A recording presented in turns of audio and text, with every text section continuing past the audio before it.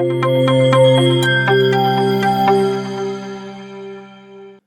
اللہ الرحمن الرحیم۔ میں ہوں ڈاکٹر صابر ملک اور آپ کو آج کے پروگرام میں خوش آمدید کہتا ہوں۔ ناظرین، آج کے پروگرام کا موضوع بہت حساس ہے۔ آج ہم بات کریں گے معاشرے میں بڑھتے ہوئے طلاق اور علیحدگی کے رجحان پر، اور کوشش کریں گے کہ اس کی چیدہ چیدہ وجوہات پر اور محرکات پر ایک نظر ڈال لی جائے۔ تو ناظرین، جو ہمارا موضوع ہے اس کے اندر بھی لہجوں کی اور لفظوں کی بڑی اہمیت ہے۔ یہی لہجے اور یہی لفظ اور ان لفظوں کی سلیکشن تعلقات کو، رشتوں کو مضبوط بھی کرتا ہے، بناتا بھی ہے اور توڑتا بھی ہے۔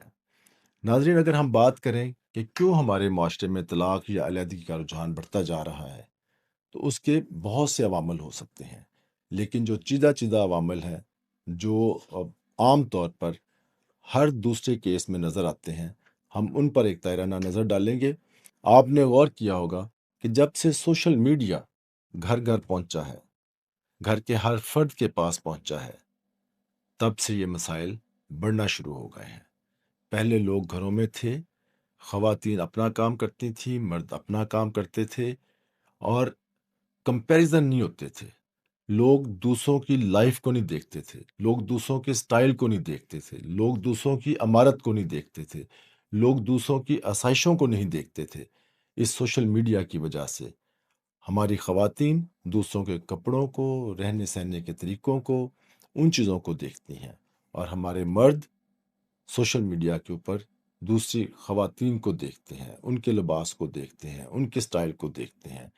تو یہ جو چیز آہستہ آہستہ آہستہ آہستہ دو لوگوں کے درمیان ڈسٹنس پیدا کرتی ہے، ڈس سیٹسفیکشن پیدا کرتی ہے، اور یہی ڈس سیٹسفیکشن آگے چل کے علیحدگی کا باعث بن جاتی ہے۔ اسی سوشل میڈیا کے ساتھ ساتھ کمپیریزن ایک بہت بڑی وجہ ہے۔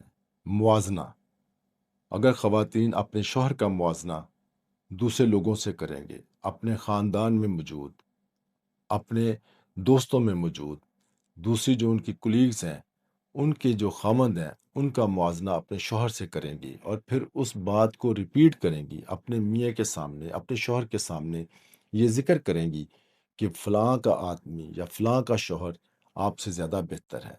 اسی طرح جب مرد اپنے گھر میں خواتین کو یہ تانے دیں گے کہ فلاں گھر کی عورت تمہارے سے بہتر ہے، اس کا رہنا سہنا تمہارے سے بہتر ہے، وہ تمہارے سے زیادہ سمجھدار ہے، تو یہ ایک ایسی خلیج کو جنم دے گا، یہ ایک ایسے فاصلے کو جنم دے گا کہ شاید ندی کے کناروں کی طرح دوبارہ لوگ آپس میں مل نہ سکیں۔ تو اس لیے سوشل میڈیا کنسٹرکٹیو مقصد کے لیے یوز کریں، تعمیری کام کے لیے یوز کریں، اور کبھی بھی کمپیریزن نہ کریں۔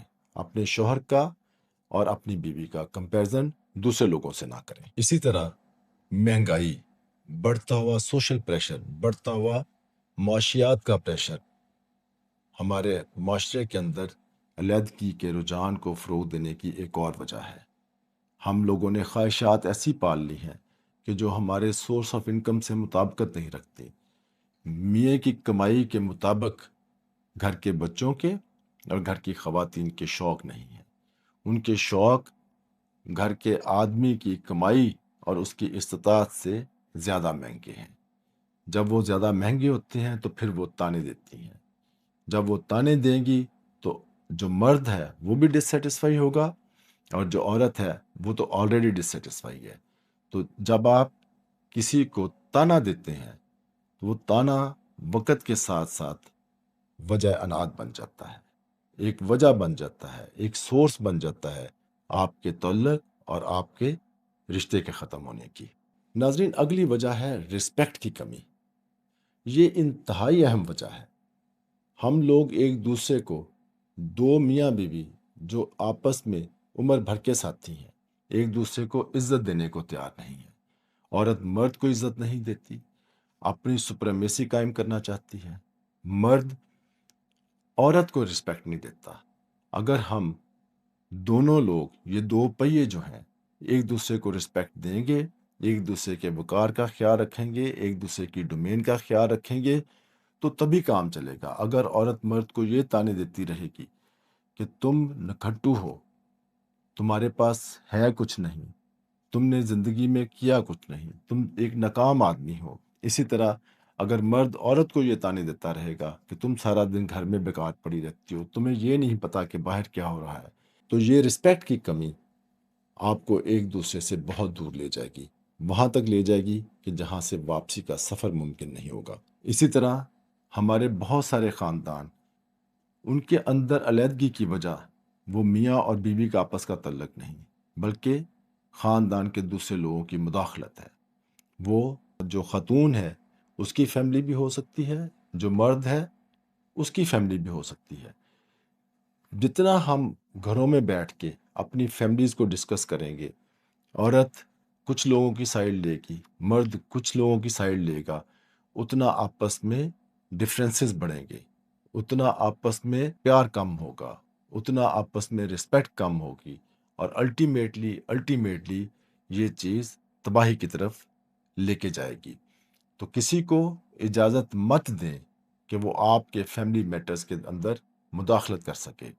آپ کے پیرنٹس، ان کی عزت، ان کا وقار، ان کا احترام ہم سب پر مذہبی طور پر اور سوشلی ہر طریقے سے واجب ہے، فرض ہے، لیکن ان کی کسی بات کی وجہ سے آپس کے تعلقات خراب نہ کریں، ان کی کسی بات کو بیس بنا کر آپس میں بحث نہ کریں، ان کے کسی رویے کو بنیاد بنا کر آپس میں ایک دوسرے کی عزت میں کمی نہ کریں۔ اور اسی طرح پیرنٹس کے علاوہ کسی اور کو اجازت ہی نہ دیں کہ وہ آپ کے فیملی میٹرز کے اندر مداخلت کر سکے یا آپ کو اچھا برا ہونے کا سبق دے سکے۔